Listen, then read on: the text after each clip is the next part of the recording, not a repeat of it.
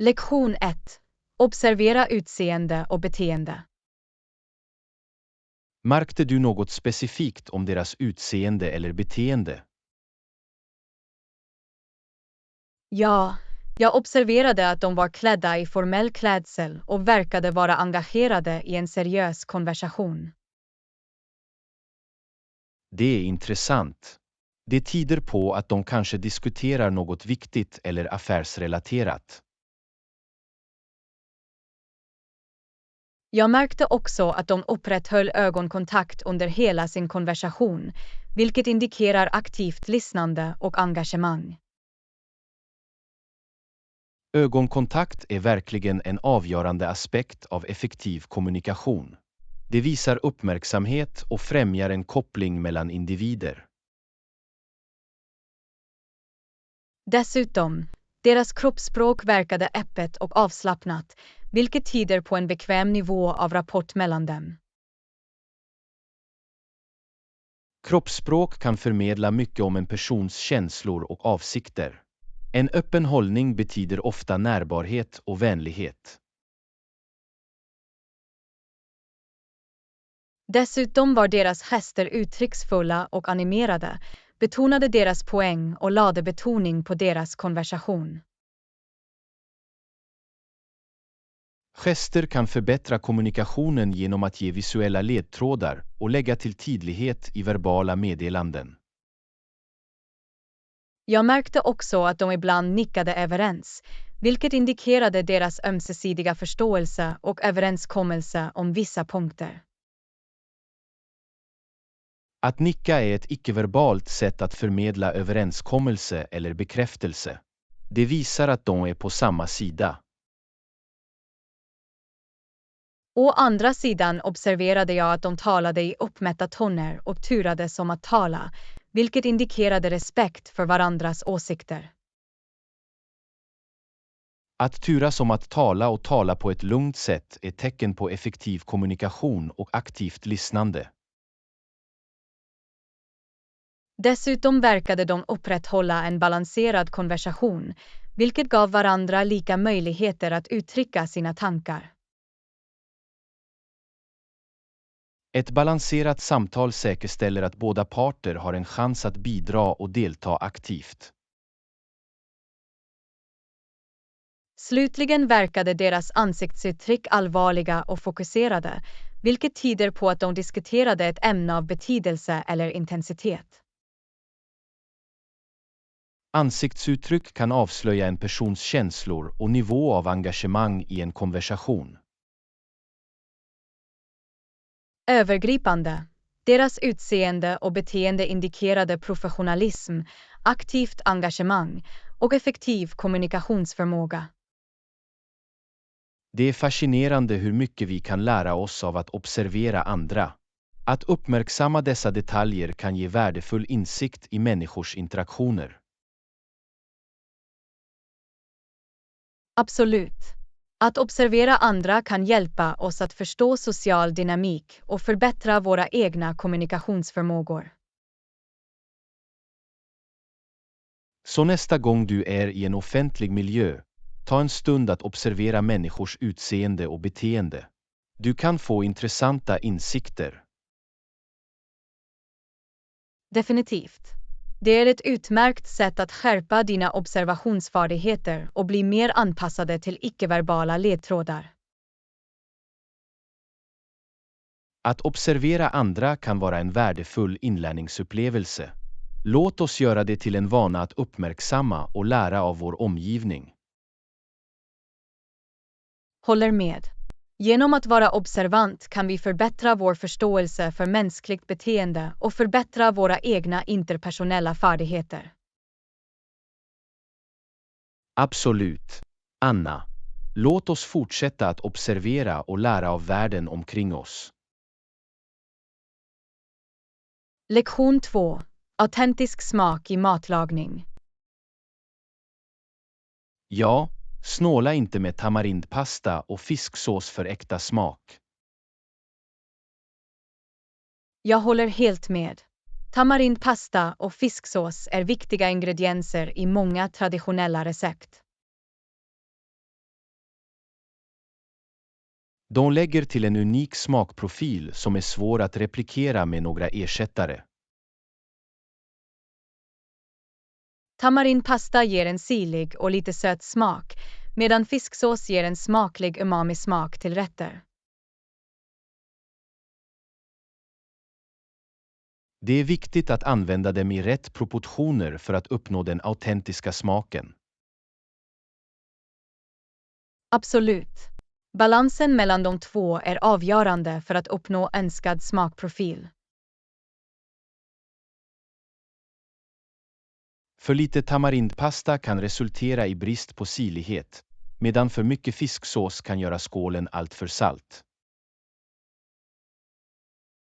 Att hitta rätt balans kräver experiment och anpassning efter personliga preferenser.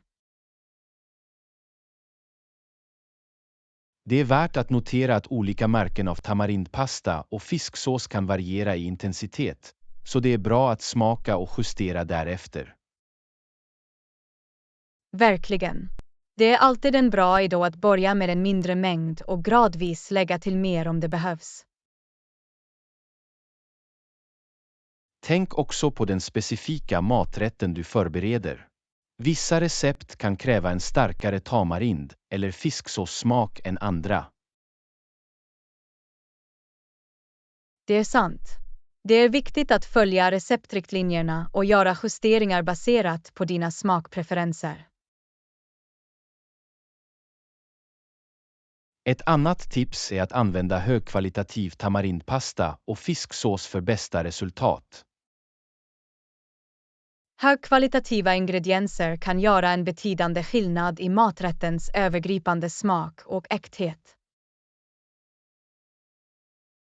Absolut. Kompromissa inte med kvaliteten på dessa ingredienser om du vill uppnå en autentisk och utsökt smak. Och om du är osäker på proportionerna eller hur mycket du ska använda kan du alltid hänvisa till pålitliga recept eller söka vägledning från erfarna kockar. Det är ett bra förslag. Att lära av andra som har erfarenhet av dessa ingredienser kan vara ovärderligt. Verkligen. De kan ge insikter och tips som hjälper dig att behärska konsten att använda tamarindpasta och fisksås. Så kom ihåg att när du siktar på en autentisk smak, snåla inte med tamarindpasta och fisksås. De är nyckelelement i många smakrika rätter. Absolut. Omfamna dessa ingredienser och utforska de rika och mångsidiga smakerna de ger till dina kulinariska skapelser. Njut av resan att experimentera och upptäcka den perfekta balansen mellan tamarindpasta och fisksås i dina favoriträtter. Lycklig matlagning och må dina kulinariska äventyr fyllas med läckra och autentiska smaker. Tack, Anna. Låt oss njuta av underverken med tamarindpasta och fisksås i våra matlagningsinsatser. Lektion 3. Planera boende på en populär plats. Boende i förväg.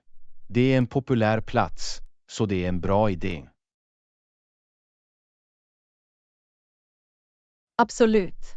Att planera och boka boende i förväg kan rädda oss från stress i sista minuten och säkerställa tillgänglighet. Dessutom tenderar populära destinationer att ha begränsade alternativ, så att boka tidigt ger oss en bättre chans att säkra vårt föredragna boende. Det är också en möjlighet att undersöka och hitta de bästa erbjudandena eller specialerbjudandena som finns tillgängliga. Det är sant. Genom att boka i förväg kan vi jämföra priser och dra nytta av eventuella rabatter eller kampanjer. Dessutom tillåter planering framåt oss att överväga faktorer som plats, bekvämligheter och recensioner för att hitta det boende som passar våra behov och preferenser. Vi kan läsa recensioner från andra resenärer för att få inblick i kvaliteten och upplevelserna av att bo i olika boenden. Det är viktigt att överväga vår budget och hitta en balans mellan överkomliga priser och komfort när du väljer boende. Absolut. Vi vill få ut det mesta av vår resa utan att spendera för mycket på boende. En annan fördel med att boka i förväg är den sinnesfrid det ger. Vi kan fokusera på andra aspekter av vår resa, med vetskap om att vårt boende tas om hand. Verkligen. Det eliminerar osäkerheten och gör att vi kan planera vår resplan med mer förtroende. Det är dock viktigt att vara medveten om avbokningsregler och eventuella avgifter som är förknippade med att ändra eller avboka bokningar. Absolut. Vi bör noggrant granska villkoren innan vi gör några bokningar för att undvika oväntade kostnader. Om våra planer ändras kan det vara fördelaktigt att ha flexibilitet i våra boendebokningar. Så det är värt att överväga alternativ med mildare avbokningsregler.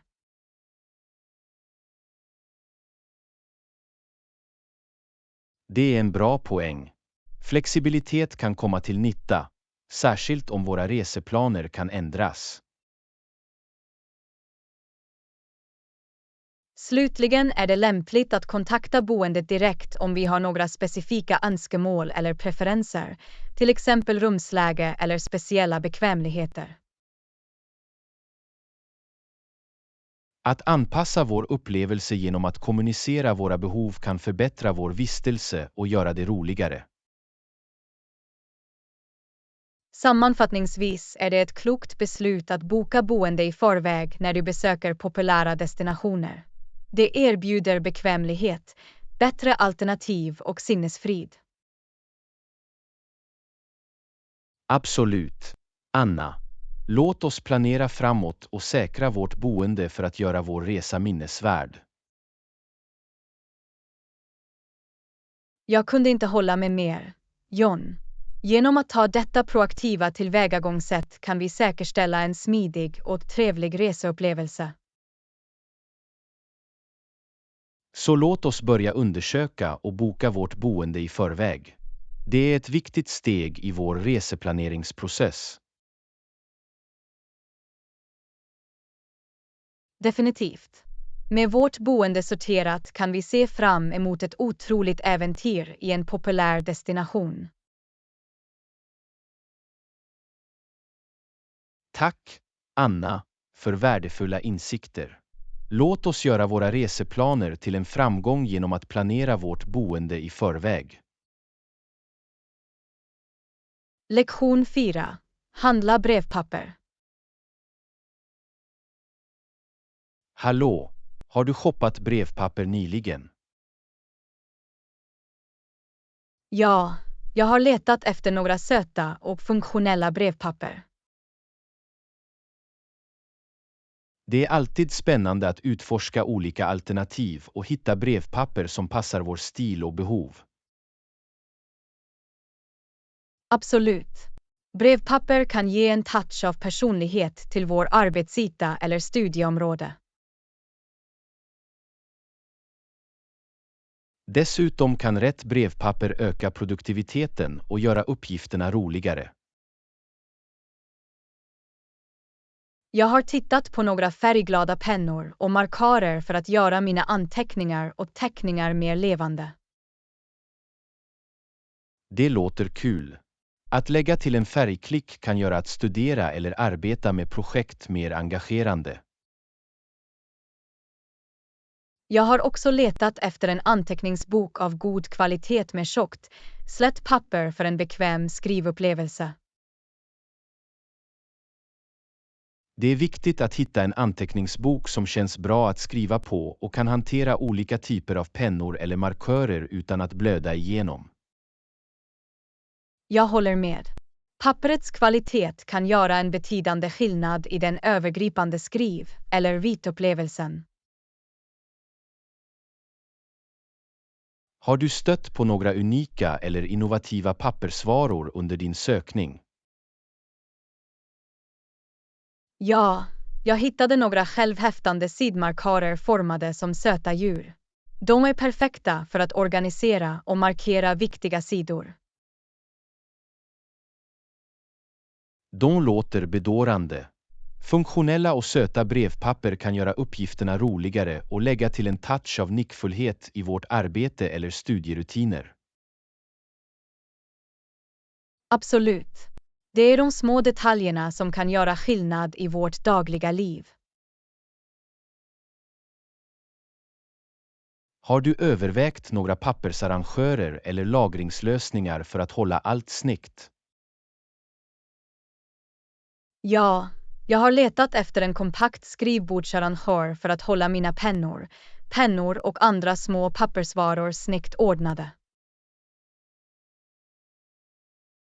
Att hålla allt organiserat kan hjälpa till att skapa en rörfri arbetsyta och göra det lättare att hitta det vi behöver. Jag håller helt med. En välorganiserad brevpapperssamling kan inspirera kreativitet och effektivitet. Det är också värt att kolla onlinebutiker eller lokala specialbutiker för unika brevpapper som kanske inte finns i vanliga butiker. Det är en bra idé. Att utforska olika källor kan leda till att upptäcka dolda pärlor och utöka vår brevpapperssamling. Kom ihåg att ställa in en budget för din brevpappershoppning för att undvika överutgifter. Kloka råd. Det är lätt att bli lurad med alla underbara brevpapper som finns där ute. Verkligen. Genom att sätta en budget kan vi njuta av shoppingupplevelsen samtidigt som vi är medvetna om vår ekonomi. Tack för påminnelsen, John. Det är viktigt att hitta en balans mellan att hänga sig åt vår brevpapperspassion och att vara ekonomiskt ansvarig. Du är välkommen, Anna. Njut av din brevpappershoppning och kanske du hittar de perfekta föremålen för att förbättra din arbetsyta eller studieområde. Tack, John. Trevlig shopping till dig också. Låt oss omfamna glädjen att upptäcka nya brevpappersskatter. Absolut, Anna. Låt oss göra vår brevpapperskollektion till en återspegling av vår stil och en inspirationskälla i våra dagliga uppgifter. Lektion 5. Planera vistelsens varaktighet. Hur länge kommer du att stanna? Vi planerar att stanna i en vecka. Det låter som en rimlig tid att utforska området och njuta av vår resa. Ja, en vecka borde ge oss tillräckligt med tid att besöka huvudattraktionerna och få en mer avslappnad upplevelse. Det är viktigt att ta hänsyn till de aktiviteter vi vill göra och de platser vi vill besöka när vi bestämmer vistelsens varaktighet. Absolut. Vi bör avsätta tillräckligt med tid för sightseeing, prova lokal mat och fördjupa oss i kulturen. Det är också värt att lämna lite utrymme för spontana äventyr och oväntade upptäckter under vår resa. Det är sant. Att vara öppen för oplanerade upplevelser kan ge spänning och göra vår resa mer minnesvärd.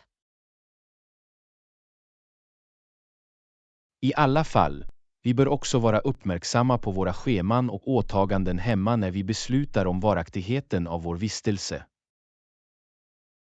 Ja, det är viktigt att hitta en balans mellan att njuta av vår semester och säkerställa en smidig övergång tillbaka till våra dagliga rutiner.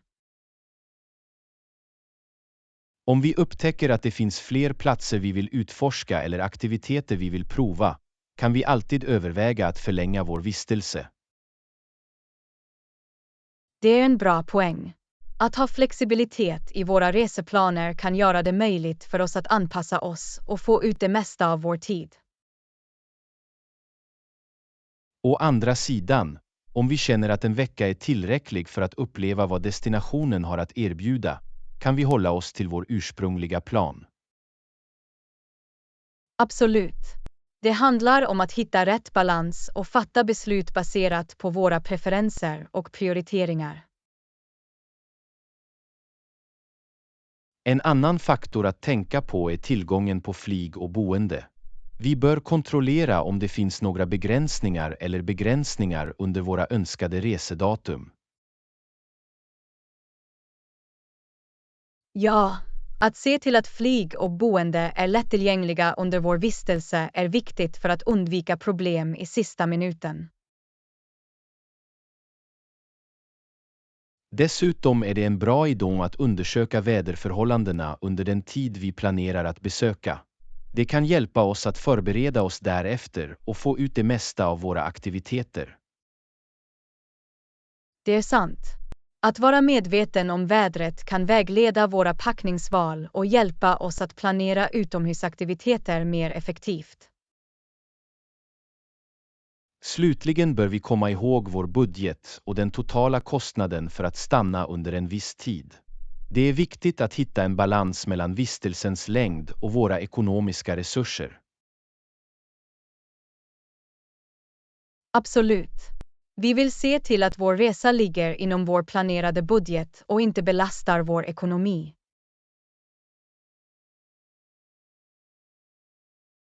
Så med tanke på alla dessa faktorer låter en vecka som en bra utgångspunkt för vår resa. Vi kan alltid anpassa om det behövs. Jag håller med, John. Låt oss planera för en vecka och förbli öppna för möjligheter längs vägen. Tack, Anna, för att du diskuterade varaktigheten av vår vistelse. Det är viktigt att ha dessa samtal för att säkerställa en välplanerad och trevlig resa. Du är välkommen, John. Det är alltid ett nöje att diskutera resplaner med dig. Låt oss få ut det mesta av vårt veckas äventyr. Absolut, Anna. Här är en fantastisk vecka fylld med nya upplevelser och omhuldade minnen. Lektion 6. Engelska inlärningstips. Jag har studerat engelska ett tag nu. Det är imponerande. Kan du ge mig några tips för att förbättra mina engelska färdigheter? Visst. Ett tips är att öva på att prata engelska så mycket som möjligt. Hitta möjligheter att prata med modersmålstalare eller gå med i språkutbytesprogram. Det låter effektivt. Att tala regelbundet kan hjälpa till att förbättra flit och bygga självförtroende. Absolut.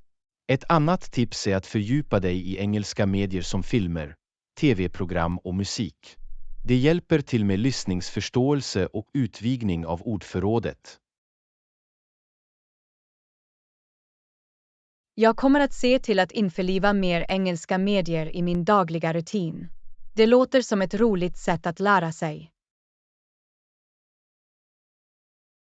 Det är det definitivt.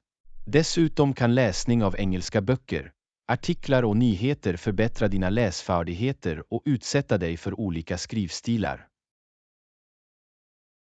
Jag börjar läsa mer engelska material för att bredda mitt ordförråd och förbättra min förståelse. Det är en bra idé. Ett annat bra tips är att öva på att skriva på engelska. Du kan börja med att journalföra eller skriva korta uppsatser om ämnen som intresserar dig. Att skriva regelbundet kommer definitivt att hjälpa mig att bli bekvämare att uttrycka mina tankar på engelska. Absolut. Det är också fördelaktigt att arbeta med din grammatik och meningsstruktur. Det finns många online-resurser och grammatikövningar tillgängliga för att hjälpa dig. Jag kommer att ägna lite tid varje dag åt att fokusera på grammatikövning. Det är viktigt för tydlig kommunikation. Ett annat tips är att utöka ditt ordförråd genom att lära sig nya ord och fraser. Använd flashcards eller ordförrådsappar för att göra lärandet mer interaktivt och roligt. Jag ska göra det till en vana att lära mig några nya ord varje dag. Att bygga ett starkt ordförråd kommer att förbättra mina övergripande språkkunskaper. Det är fantastiskt att höra. Dessutom, var inte rädd för att göra misstag. Misstag är en del av inlärningsprocessen och de hjälper dig att växa och förbättra. Jag kommer ihåg det. Det är viktigt att omfamna misstag som inlärningsmöjligheter och inte låta dem avskräcka mig. Absolut. Slutligen, hitta en studierutin som fungerar för dig och håll dig till den. Konsekvens är nyckeln i språkinlärning. Jag ska skapa ett studieschema och göra engelskundervisning till en daglig vana. Konsistens hjälper mig att utvecklas stadigt. Det är ett fantastiskt tillvägagångssätt, Anna. Kom ihåg att hålla dig motiverad och njut av resan att lära dig engelska. Tack, John, för att du delar med dig av dessa värdefulla tips. Jag är glad att implementera dem och se förbättringar i mina engelska färdigheter. Du är välkommen, Anna. Jag tvivlar inte på att med ditt engagemang och dessa tips kommer du att utmärka dig i din engelska inlärningsresa. Lycka till! Tack, John. Ditt stöd betyder mycket för mig. Låt oss fortsätta stödja varandra i våra språkinlärningssträvanden. Absolut, Anna. Tillsammans kan vi uppnå stora framsteg i våra språkkunskaper. Lektion 7. Ansvarsskyldighet och målsättning. Har du funderat på att låta någon hålla dig ansvarig för dina mål? Det är en bra idé. Att ha någon som håller mig ansvarig kan verkligen hjälpa mig att hålla mig på rätt spår. Det gör det definitivt. När du delar dina mål med någon, de kan kolla in dina framsteg och ge stöd och uppmuntran. Jag ska se till att hitta en pålitlig person som kan hjälpa mig att hålla mig ansvarig. Det kan göra en stor skillnad för att uppnå mina mål. Det är ett klokt beslut. Det är också viktigt att sätta upp specifika och mätbara mål. När du har tydliga mål blir det lättare att spåra dina framsteg. Jag ska se till att sätta realistiska och mätbara mål som jag kan arbeta mot. Det kommer att ge mig en känsla av riktning och motivation. Absolut. Det är också fördelaktigt att dela upp dina mål i mindre, hanterbara uppgifter. Det gör det övergripande målet mindre överväldigande och mer uppnåeligt.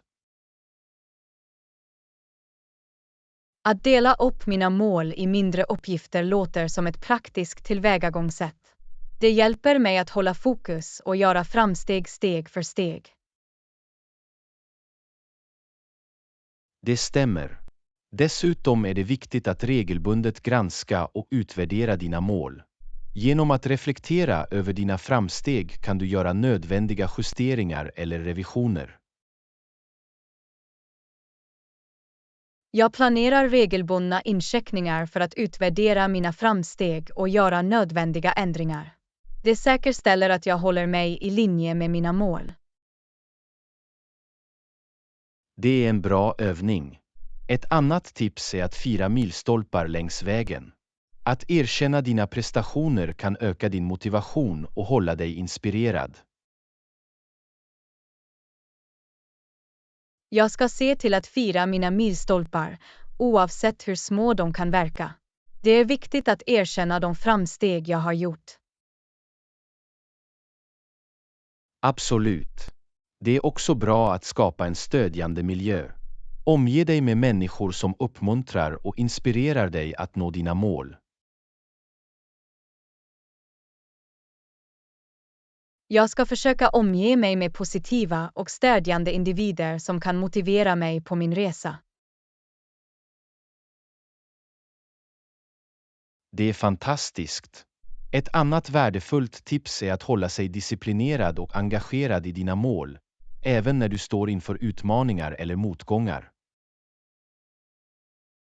Jag kommer att påminna mig själv om mitt engagemang och förbli motståndskraftig inför utmaningar. Det är viktigt att inte ge upp och fortsätta driva framåt. Det är andan. Slutligen, var inte rädd för att be om hjälp när det behövs. Att söka vägledning eller råd från andra kan ge värdefulla insikter och hjälpa dig att övervinna hinder. Jag kommer att komma ihåg att söka hjälp när jag behöver det. Det är okej att be om hjälp och lära av dem som har erfarenhet inom mina intresseområden. Det är ett klokt förhållningssätt, Anna. Kom ihåg att ansvarsskyldighet och målsättning går hand i hand. Genom att genomföra dessa strategier kan du uppnå anmärkningsvärda resultat. Tack, John, för att du delar med dig av dessa värdefulla insikter. Jag är glad att tillämpa dem på min egen målsättningsresa. Du är välkommen, Anna. Jag tvivlar inte på att med din beslutsamhet och dessa tips kommer du att göra betydande framsteg mot dina mål. Lycka till! Tack, John. Jag uppskattar ditt stöd och uppmuntran. Låt oss fortsätta att inspirera varandra när vi arbetar mot våra mål. Absolut, Anna. Tillsammans kan vi åstadkomma stora saker. Lektion 8. Balansera egenvård och disciplin. Att ta hand om mig själv är viktigt, men ibland kämpar jag för att hitta rätt balans. Jag förstår. Det är viktigt att prioritera egenvård samtidigt som disciplinen upprätthålls i vårt dagliga liv. Exakt. Jag tror att enstaka godis är nödvändiga för att tillfredsställa begär och belöna oss själva för vårt hårda arbete. Jag kunde inte hålla med mer. Att tillåta oss enstaka avlat kan hjälpa oss att upprätthålla en hälsosam relation med våra mål. Det är dock viktigt att inte låta dessa godis bli överdrivna eller spåra ur våra framsteg. Absolut. Moderering är nyckeln när det gäller att behandla oss själva. Det handlar om att hitta en hälsosam balans. Det är viktigt att lyssna på våra kroppar och ge oss själva vad vi behöver samtidigt som vi håller oss disciplinerade med våra åtaganden. Det stämmer. Självmedvetenhet spelar en viktig roll för att identifiera när vi verkligen behöver en behandling och när det är bäst att öva återhållsamhet. Att öva självdisciplin betyder inte att beröva oss själva. Det innebär att göra medvetna val som överensstämmer med våra långsiktiga mål. Jag håller med. Det handlar om att fatta avsiktliga beslut som stöder vårt övergripande välbefinnande och framsteg. Dessutom kan det vara till hjälp att hitta alternativa sätt att tillfredsställa begär. Att utforska hälsosammare alternativ kan fortfarande ge njutning utan att kompromissa med våra mål. Det är en bra poäng.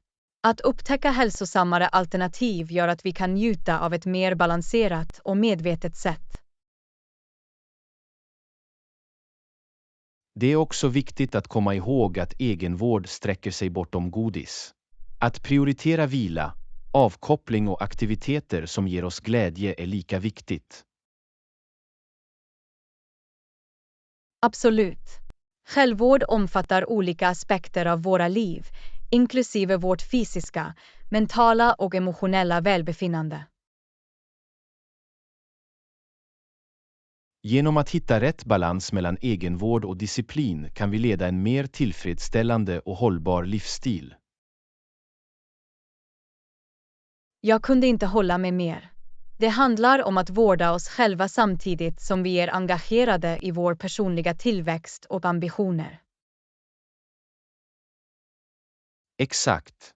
Det är en pågående resa av självupptäckt och självförbättring. Att hitta den balansen kräver självreflektion och anpassningsförmåga när våra behov och omständigheter förändras.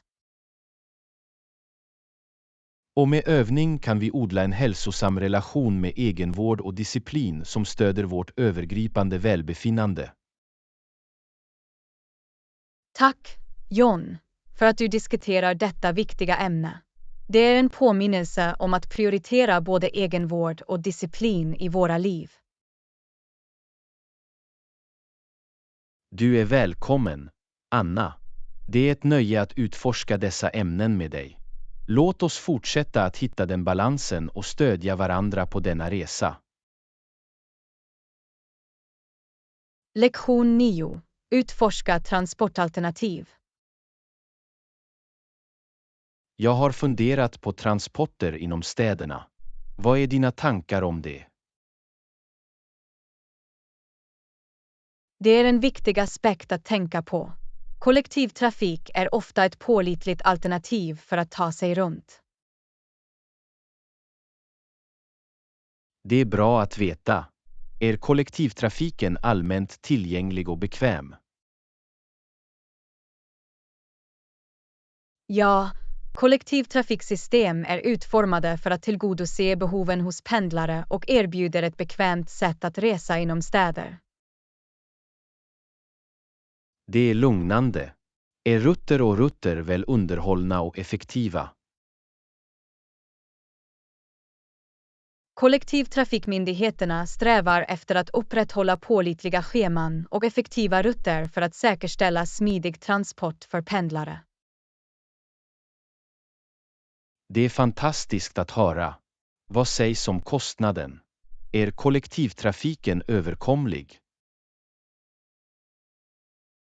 Kollektivtrafikpriser är i allmänhet billigare jämfört med privata transportalternativ, vilket gör det till ett kostnadseffektivt val för många. Det är en betydande fördel. Hur är det med kollektivtrafikens frekvens? Kollektivtrafiken fungerar ofta med regelbundna scheman och täta intervall, vilket säkerställer att pendlare har praktiska alternativ under hela dagen. Det är bekvämt för dem som förlitar sig på kollektivtrafik. Finns det några andra fördelar med att använda kollektivtrafiken? Absolut. Kollektivtrafiken minskar trafikstockningar, sänker koldioxidutsläppen och främjar ett mer hållbart transportsätt. Det är fantastiskt. Det är fantastiskt att se vilken positiv inverkan det kan ha på miljön. Finns det några nackdelar med att använda kollektivtrafik? Medan kollektivtrafiken i allmänhet är tillförlitlig, kan det förekomma tillfälliga förseningar eller överbeläggning under rusningstid, beroende på stad. Det är förståeligt. Det är viktigt att planera därefter och tillåta lite bufferttid. Finns det några alternativ till kollektivtrafiken? Ja, det finns alternativ som cykling, promenader eller rideshörningstjänster som erbjuder flexibilitet och kan vara lämpliga för kortare sträckor eller specifika behov. Det är bra att veta. Det är fantastiskt att ha alternativ som tillgodoser olika preferenser och omständigheter. Finns det några tips för att använda kollektivtrafiken effektivt? Att planera dina rutter, kontrollera scheman i förväg och vara medveten om eventuella uppdateringar eller störningar kan hjälpa till att säkerställa en smidigare upplevelse med kollektivtrafiken. Det är bra råd. Det är alltid bra att vara förberedd och informerad. Tack för att du delar med dig av dessa insikter, Anna. Du är välkommen, John. Jag är glad att jag kunde ge lite information. Kollektivtrafik kan vara ett pålitligt och effektivt sätt att navigera i städer. Absolut, Anna. Det är en viktig aspekt av stadslivet, och att förstå de tillgängliga alternativen hjälper oss att göra välgrundade val. Lektion 10. Navigera i staden. Ursäkta mig, kan du berätta för mig hur långt det är härifrån om jag tar vänster vid trafikljusen och fortsätter att gå?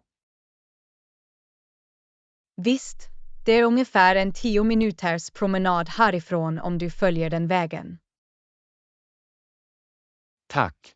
Är vägen enkel, eller finns det några landmärken jag bör se upp för? Vägen är relativt enkel. Du kommer dock att passera en stor fontän och en park på vägen. Det är till hjälp. Finns det några andra anmärkningsvärda landmärken jag bör vara medveten om? Anmärkningsvärda landmärken längs vägen inkluderar en bokhandel och ett café som kan fungera som ytterligare referenspunkter. Det är bra att veta. Kommer jag behöva korsa några större korsningar? Nej, du behöver inte korsa några större korsningar. Fortsätt bara rakt tills du når din destination. Perfekt. Finns det några kollektivtrafikalternativ tillgängliga om jag väljer att inte gå? Ja, det finns en busshållplats i närheten som kan ta dig direkt till din destination om du föredrar kollektivtrafik. Det är bekvämt. Jag kommer att ha det i åtanke som ett alternativ. Är området säkert för fotgängare? Ja, området är i allmänhet säkert för fotgängare med välskötta trottoarer och gångövergångar. Det är lugnande. Jag uppskattar informationen. Finns det några andra vägar jag kan överväga? Det finns en alternativ väg som går genom shoppingområdet om du föredrar en mer livlig atmosfär. Det låter intressant. Hur lång tid skulle den vägen ta? Att ta den alternativa vägen genom shoppingområdet skulle lägga till ytterligare 5 minuter till din totala restid. Jag förstår. Det är bra att ha alternativ. Tack för att du delar med dig av dessa detaljer, Anna. Du är välkommen, John. Jag är glad att jag kunde hjälpa dig. Om du har fler frågor, känn dig fri att fråga. Jag uppskattar din hjälp. Jag följer dina anvisningar och utforskar staden. Ha en bra dag, Anna.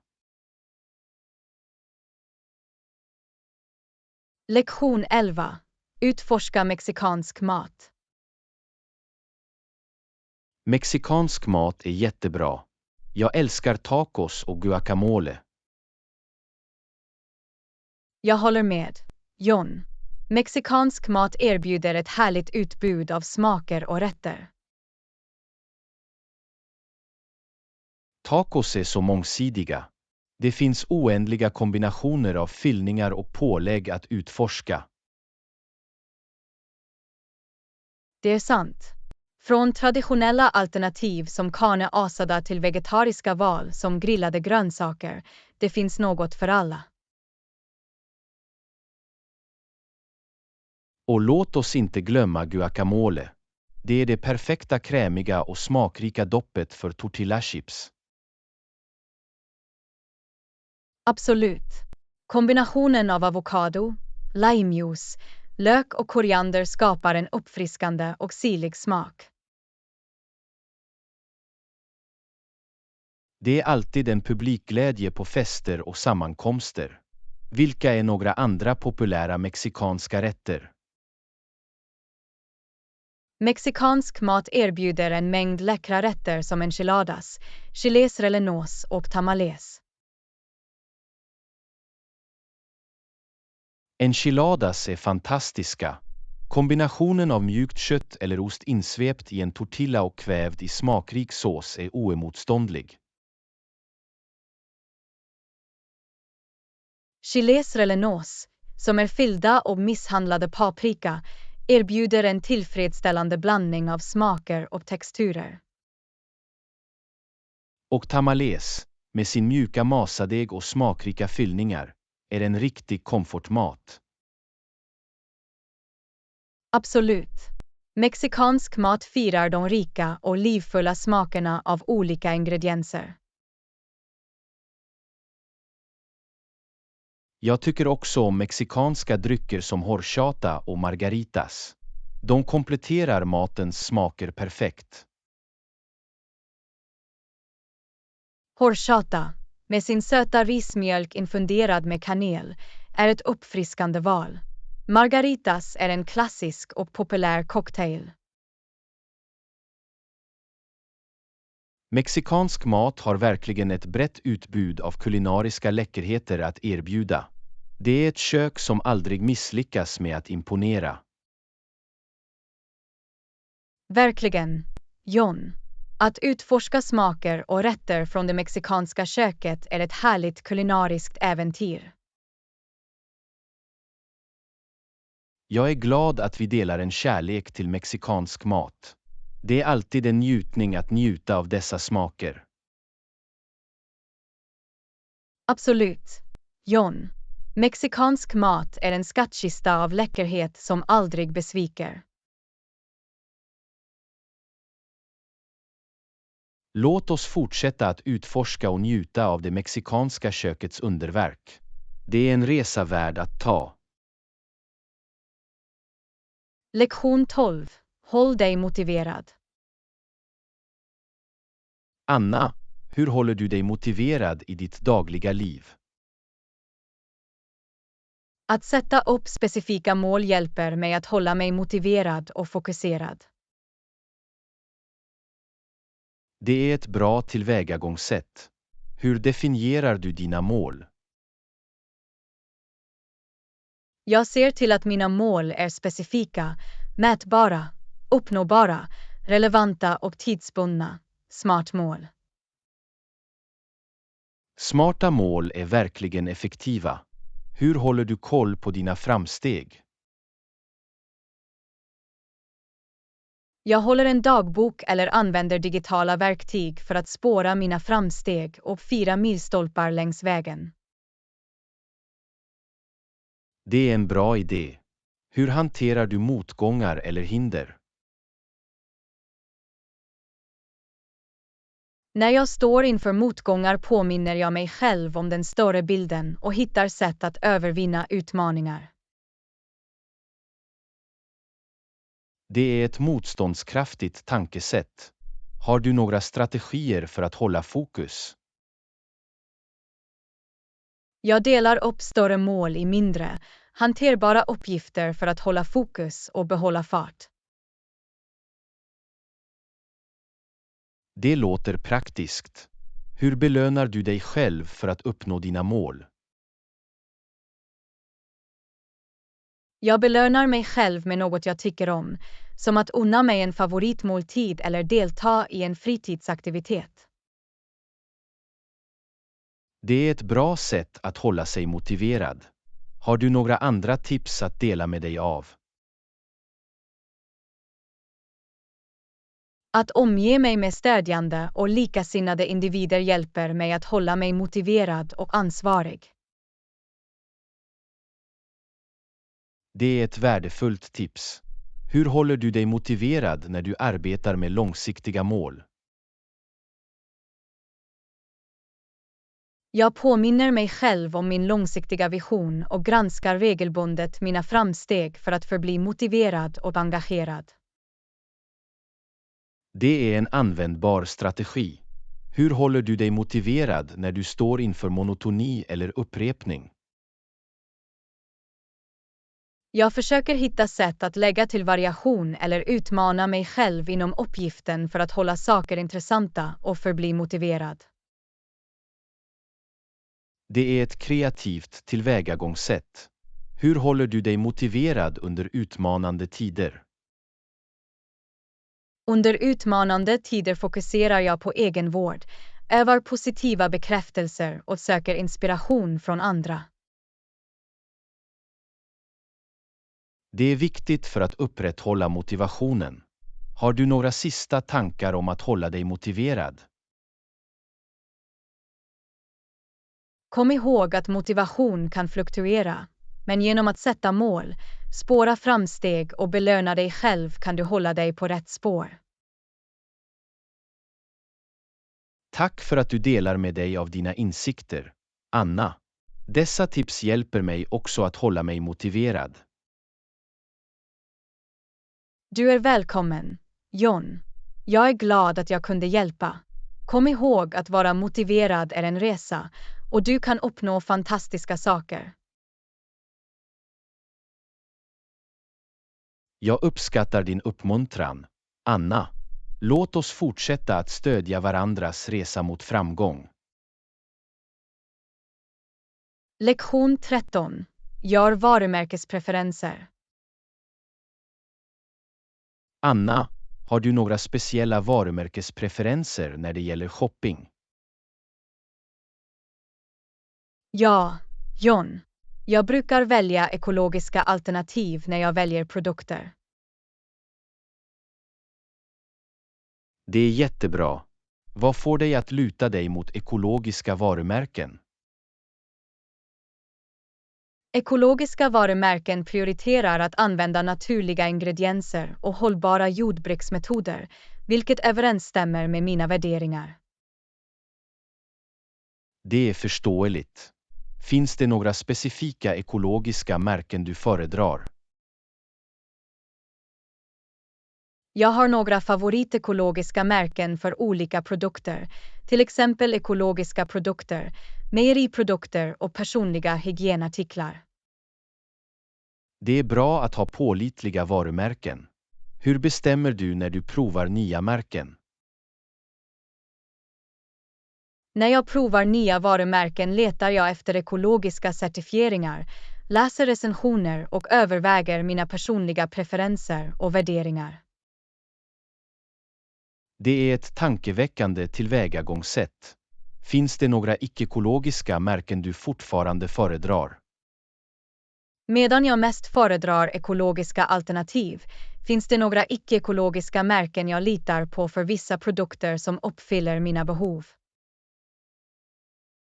Det är förståeligt. Hur viktigt är varumärkets rykte i din beslutsprocess? Varumärkets rykte spelar en viktig roll i min beslutsprocess.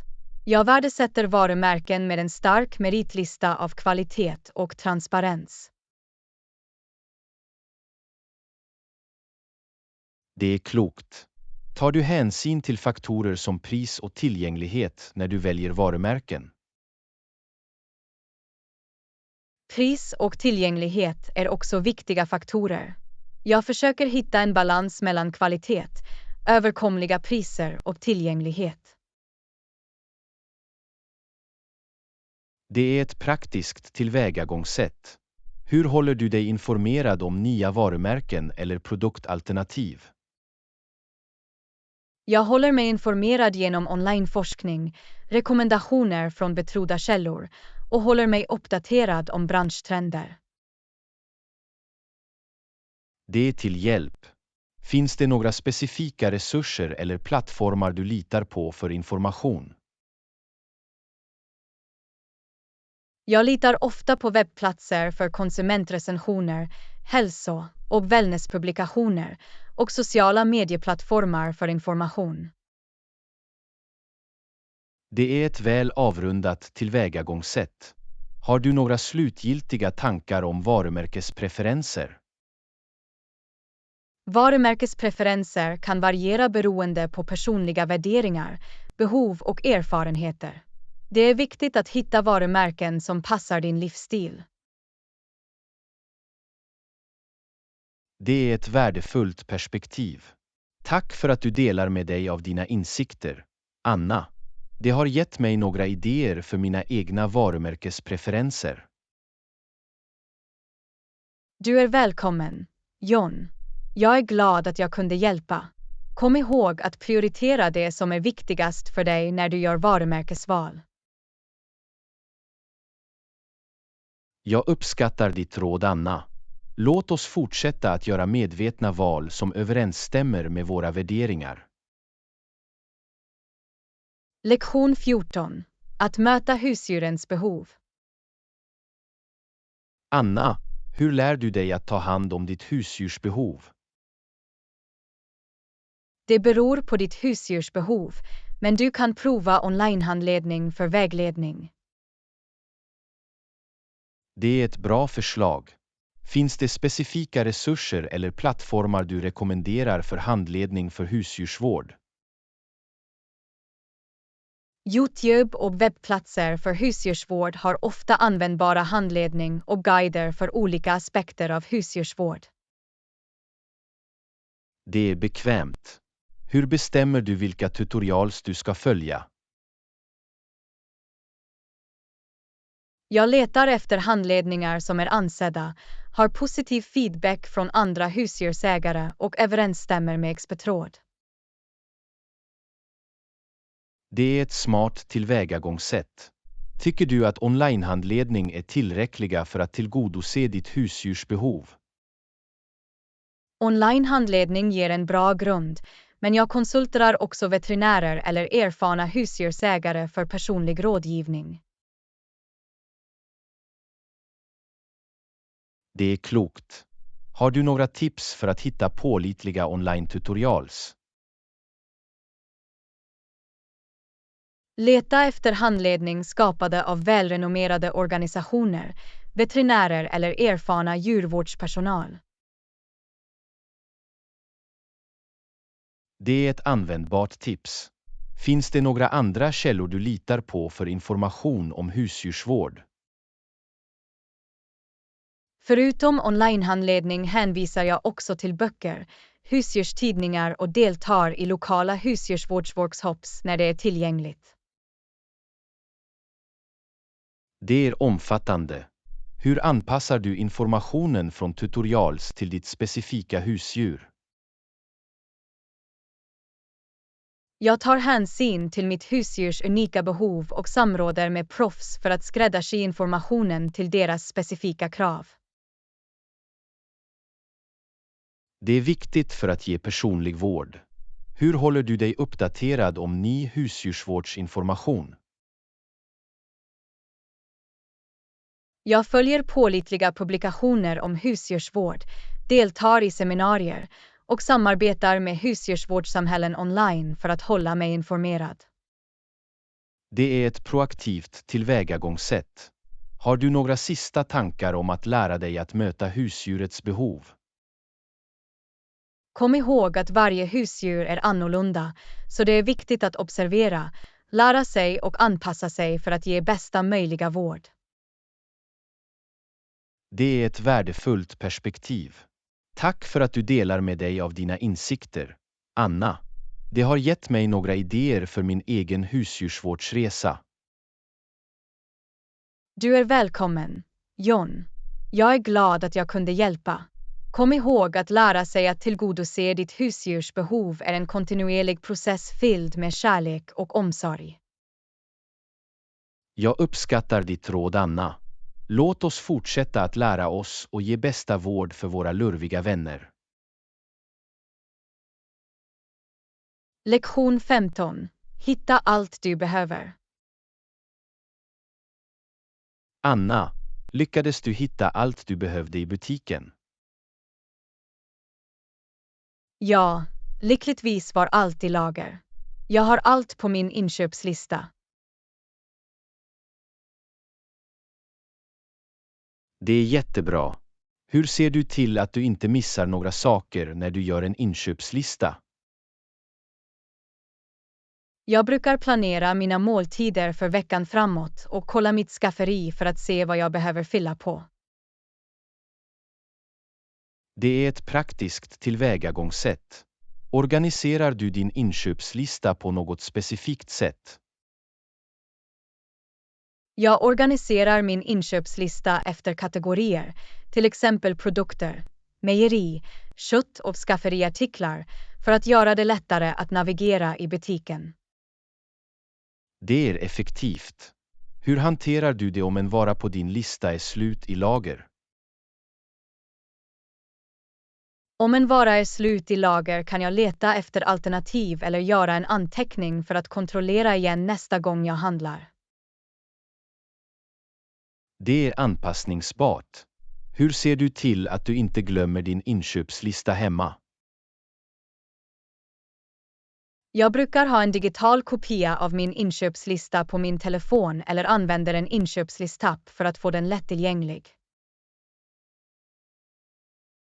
Det är en smart idé. Hur motstår du impulsköp och håller dig till din inköpslista?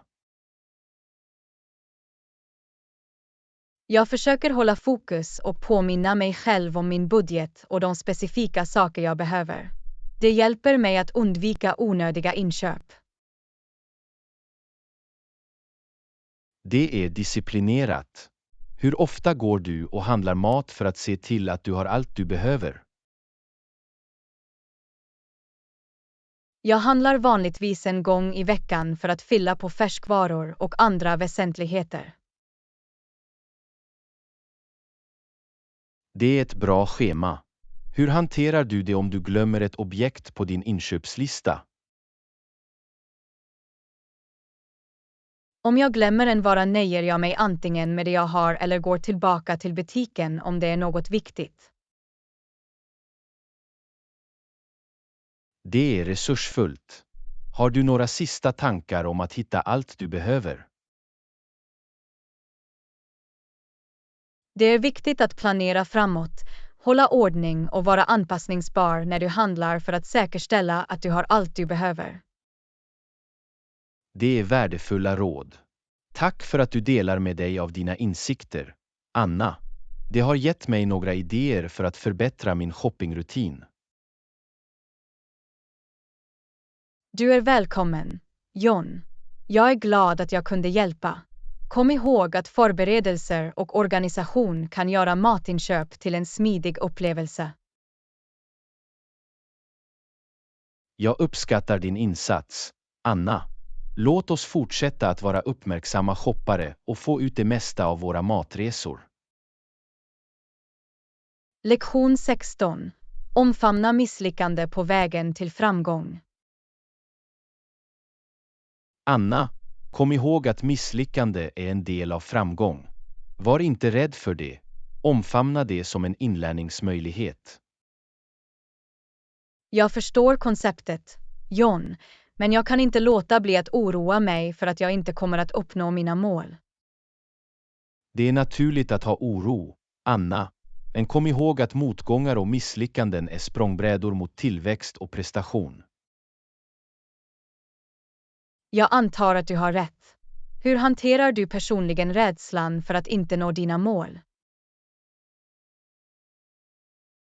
När jag känner mig orolig påminner jag mig själv om att misslyckande inte är permanent. Det är en möjlighet att lära sig, anpassa sig och fortsätta framåt. Det är en positiv inställning att ha. Hur upprätthåller du motivation när du står inför motgångar?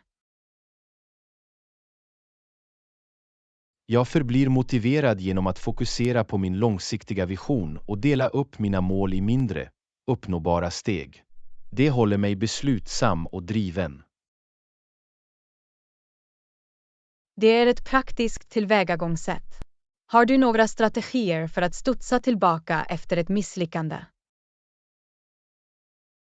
Efter ett misslyckande tar jag mig tid att reflektera och analysera vad som gick fel. Sedan gör jag nödvändiga justeringar och använder lärdomarna för att förbättra. Det är ett proaktivt sätt att hantera motgångar. Vad händer om du stöter på upprepade misslyckanden när du strävar efter dina mål? Om jag stöter på upprepade misslyckanden omprövar jag mitt tillvägagångssätt, söker vägledning från mentorer eller experter och utforskar alternativa vägar för att nå mina mål. Det är anpassningsbart och motståndskraftigt. Hur viktigt är det att omvärdera och justera mål när vi går framåt? Det är viktigt att regelbundet omvärdera och justera våra mål. Livet är dynamiskt och våra ambitioner kan utvecklas eller kräva modifiering längs vägen. Det är vettigt. Hur övervinner du självtvivel som kan uppstå från misslyckanden? Jag övervinner självtvivel genom att fokusera på mina styrkor, fira små segrar och omge mig med stödjande och uppmuntrande människor. Det är bemyndigande. Har du några sista tankar om att övervinna rädslan för att inte uppnå mål? Kom ihåg, Anna, att framgång inte definieras enbart genom att nå ett specifikt resultat. Det är en resa av tillväxt, motståndskraft och kontinuerlig förbättring. Tack för dina visdomsord, John. Jag kommer att sträva efter att omfamna misslyckande som en språngbräda och fortsätta sträva efter mina mål. Du är välkommen, Anna. Jag tror på din potential och vet att du kan övervinna alla hinder på din väg till framgång. Din tro betyder mycket för mig, John. Låt oss stödja varandra och omfamna de utmaningar som kommer vår väg. Absolut, Anna. Tillsammans kan vi övervinna våra rädslor och uppnå stora saker. Lektion 17. Utöka produktsortimentet för kundattraktion. Anna, jag hade en tanke. Vad tycker du om att utöka vårt produktsortiment i butiken? Låter som en bra idé, John. Det kan hjälpa oss att locka fler kunder och erbjuda ett bredare utbud av alternativ. Jag håller med. Vilka produkter tycker du att vi bör överväga att lägga till i vårt nuvarande urval? Vi kan utforska att introducera specialte, hantverksbakverk eller till och med hälsosamma graban godisnacks för att tillgodose olika preferenser. Det är bra förslag. Hur tror du att utöka produktsortimentet skulle gynna våra kunder? Genom att erbjuda ett varierat utbud av produkter kan vi bättre möta våra kunders unika smak och preferenser, vilket förbättrar deras övergripande upplevelse. Det är sant. Tror du att utökning av produktsortimentet också skulle locka nya kunder? Absolut, John. Med ett bredare urval kan vi tilltala en bredare kundbas och locka dem som letar efter specifika produkter. Det är vettigt. Hur skulle du förhålla dig till att introducera nya produkter till våra kunder? Vi kan börja med att genomföra marknadsundersökningar för att identifiera populära trender och preferenser och sedan gradvis introducera nya produkter med riktade marknadsföringskampanjer. Det är ett strategiskt förhållningssätt. Hur ska vi se till att kvaliteten på de nya produkterna överensstämmer med våra befintliga standarder? Vi kan samarbeta med välrenommerade leverantörer, genomföra kvalitetskontroller och söka feedback från våra kunder för att upprätthålla våra höga standarder. Det är viktigt för konsistensen. Vilka faktorer bör vi tänka på när vi prissätter de nya produkterna? Vi bör överväga faktorer som produktionskostnader, marknadsefterfrågan, konkurrerande priser och se till att prissättningen överensstämmer med det erbjudna värdet. Det är ett heltäckande tillvägagångssätt. Har du några sista tankar om att utöka vårt produktsortiment? Det är viktigt att hitta en balans mellan att erbjuda variation och behålla fokus på våra kärnprodukter för att säkerställa en sammanhängande kundupplevelse. Jag håller med, Anna. Låt oss noggrant planera och genomföra expansionen för att ge våra kunder en ännu bättre kaffeupplevelse. Lektion 18. Schemalägg ett möte på lördag. Anna, vad sägs om att vi träffas i helgen? Lördag funkar bra för mig. Vad sägs om dig? Låter perfekt. John. Jag är också ledig på lördag. Vilken tid föredrar du? Vad sägs om att träffas på eftermiddagen? Fungerar den tidsramen för dig? Ja, eftermiddagen funkar för mig också. Ska vi säga runt 14:00? Klockan 14:00 låter bra. Var skulle du vilja träffas? Vad sägs om att träffas på det nya kaffet i centrum? Det har en mysig atmosfär och bra recensioner. Det låter som ett trevligt val. Vi träffas på kaffet i centrum klockan 14 på lördag då. Håller med. John. Jag ska anteckna det i min kalender. Ser fram emot att komma ikapp. Jag också, Anna. Det blir fantastiskt att chatta och spendera lite tid tillsammans. Vi ses på lördag. Vi ses då, John. Ha en underbar dag tills vi ses på lördag. Du också, Anna. Ta hand om dig och vi ses snart. Lektion 19. Fortsätta diskussionen. Anna, det finns några viktiga frågor vi måste diskutera. Ska vi fortsätta? Absolut. John. Låt oss fortsätta att hitta lösningar och ta itu med dessa frågor. För det första måste vi ta itu med frågan om minskande försäljning. Vilka idéer har du för att förbättra våra siffror? En idé är att analysera kundfeedback och identifiera områden för förbättring av våra produkter och tjänster. Det är en bra utgångspunkt. Dessutom kan vi överväga att genomföra riktade marknadsföringskampanjer för att nå nya kunder. Håller med. Vi bör också utvärdera vår prisstrategi och bedöma om justeringar behövs för att förbli konkurrenskraftiga. Utmärkt poäng. En annan fråga som vi behöver diskutera är att effektivisera våra interna processer. Hur kan vi göra dem mer effektiva? Vi skulle kunna genomföra en intern revision för att identifiera flaskhalsar och områden med ineffektivitet och sedan genomföra processförbättringar. Det är ett proaktivt tillvägagångssätt. Vi bör också uppmuntra öppen kommunikation och samarbete mellan avdelningar för att öka effektiviteten. Samarbete är nyckeln. Därefter måste vi ta itu med anställdas moral. Hur kan vi skapa en mer positiv arbetsmiljö?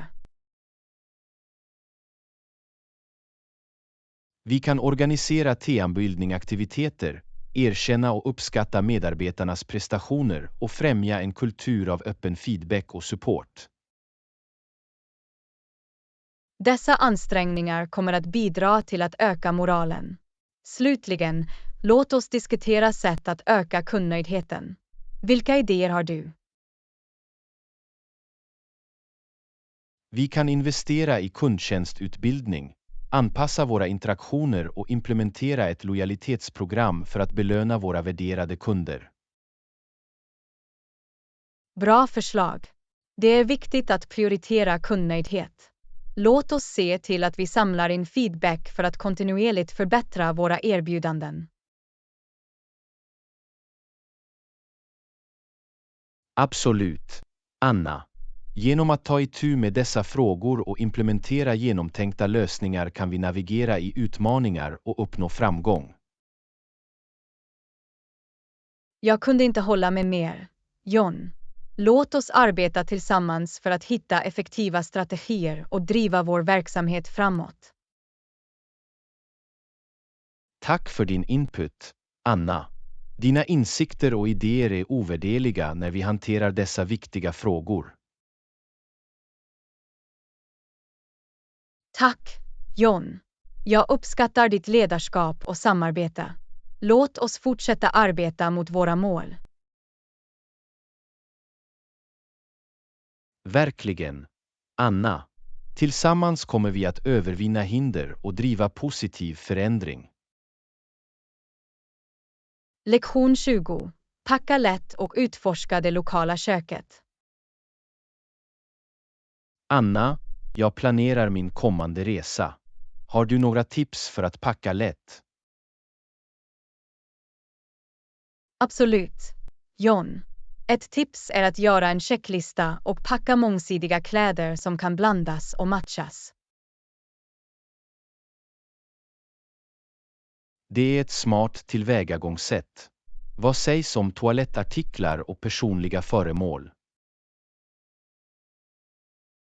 Välj toalettartiklar i resestorlek och överväg att köpa väsentligheter på din destination för att spara utrymme och vikt i ditt bagage. Bra förslag. Några råd om packning av elektronik och prylar. Ta bara med nödvändig elektronik och deras laddare. Överväg att använda fler funktionsenheter för att minimera antalet objekt. Det är praktiskt. Låt oss nu prata om att utforska det lokala köket. Några tips för att prova nya rätter. Var äventyrlig och öppensinnad när det gäller att prova lokal mat. Börja med populära rätter och sök rekommendationer från lokalbefolkningen. Det låter spännande. Hur kan vi se till att vi hittar autentiska lokala restauranger? Undersök och läs recensioner från pålitliga källor. Leta efter restauranger som besöks av lokalbefolkningen snarare än rent turistorienterade anläggningar. Det är ett bra tips. Några försiktighetsåtgärder vi bör vidta när det gäller livsmedelssäkerhet. Var uppmärksam på hygienstandarder, välj välkokt mat och drick vatten på flaska för att minimera risken för livsmedelsburna sjukdomar. Viktiga punkter att tänka på. Hur kan vi övervinna språkbarriärer när vi beställer mat? Bär en frasbok eller använd översättningsappar för att kommunicera grundläggande fraser. Också, icke-verbala ledtrådar och pekning kan vara till hjälp. Bra idé. Slutligen, hur kan vi respektera lokala matvanor och etikett?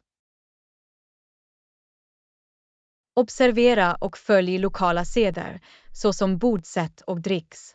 Visa uppskattning för köket och kulturen.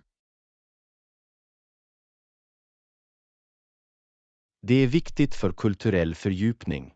Tack för dessa värdefulla tips, Anna. De kommer definitivt att förbättra min reseupplevelse. Du är välkommen, John. Jag är glad att jag kunde hjälpa. Ha en fantastisk resa och njut av att utforska nya platser och smaker. Tack, Anna. Jag kommer att göra det mesta av det. Jag kommer säkert att dela mina reseberättelser med dig när jag kommer tillbaka. Lektion 21.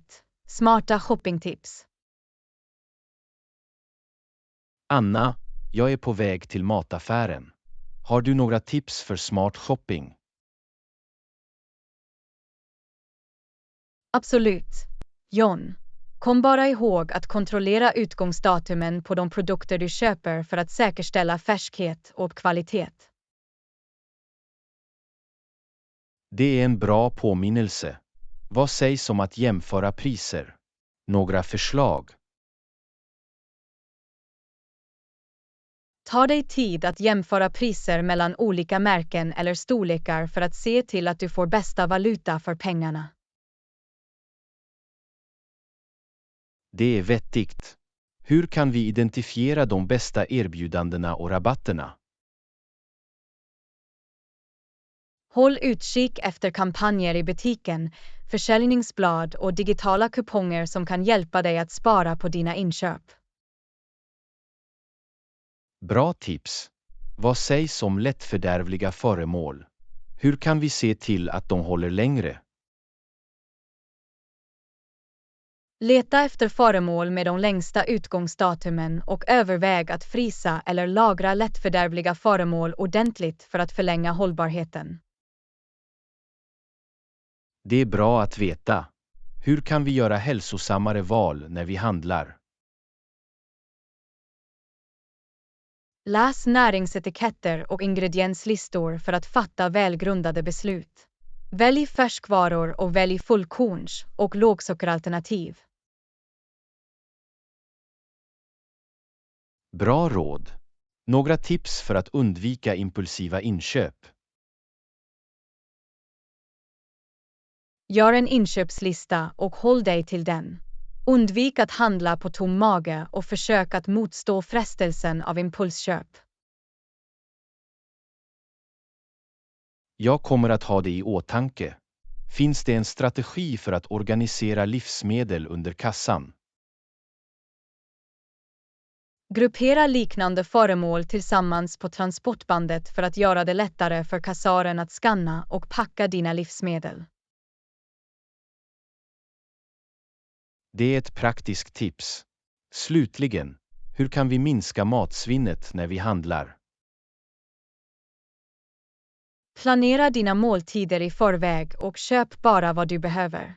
Undvik att överköpa lättfördärvliga föremål som kan gå till spillo. Klokt tillvägagångssätt.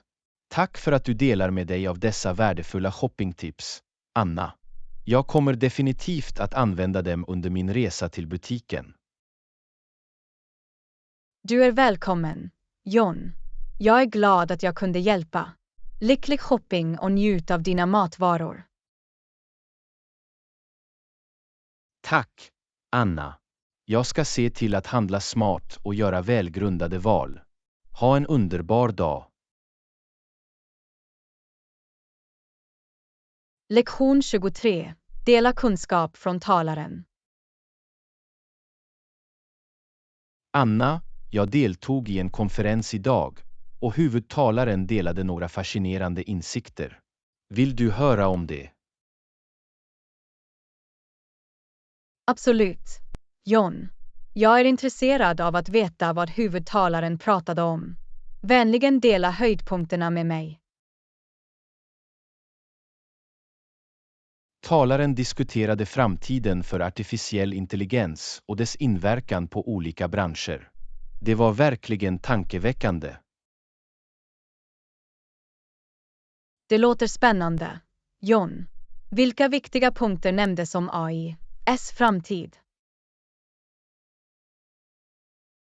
Talaren betonade vikten av etiska överväganden i AI-utveckling och potentialen för AI att förbättra produktivitet och innovation. Etiska överväganden är verkligen avgörande. Nämnde talaren några specifika branscher som skulle påverkas starkt av vad? Ja, talaren lyfte fram sjukvård, ekonomi och transport som branscher som förväntas genomgå betydande förändringar på grund av AI-framsteg. Det är verkligen nyckelsektorer. Delades det några insikter om utmaningarna med att implementera AI? Talaren diskuterade utmaningarna med dataskydd och säkerhet, liksom behovet av att höja arbetskraften för att anpassa sig till det föränderliga tekniska landskapet. Anpassning och säkerhet är avgörande. Gav talaren några exempel på framgångsrika AI-applikationer eller fallstudier? Absolut. Anna. Talaren delade exempel på AI-drivna virtuella assistenter, personlig medicin och autonoma fordon som framgångsrika applikationer av AI. Dessa exempel visar potentialen hos AI. Diskuterade talaren några potentiella risker eller problem i samband med AI? Ja, talaren tog upp oro över arbetsförskjutning och behovet av ansvarsfull AI-styrning för att säkerställa rättvisa och öppenhet. Ansvarsfull styrning är avgörande. Tack för att du delar med dig av dessa insikter, John. Låter som en upplysande konferens. Du är välkommen, Anna. Det var en berikande upplevelse. Jag är glad att jag kunde dela en del av kunskapen med dig. Jag uppskattar det, John. Det är alltid värdefullt att lära sig och hålla sig informerad. Tack för att du håller mig uppdaterad. Det är ett nöje, Anna. Låt oss fortsätta att utforska och diskutera framväxande teknik tillsammans. Ha en underbar dag.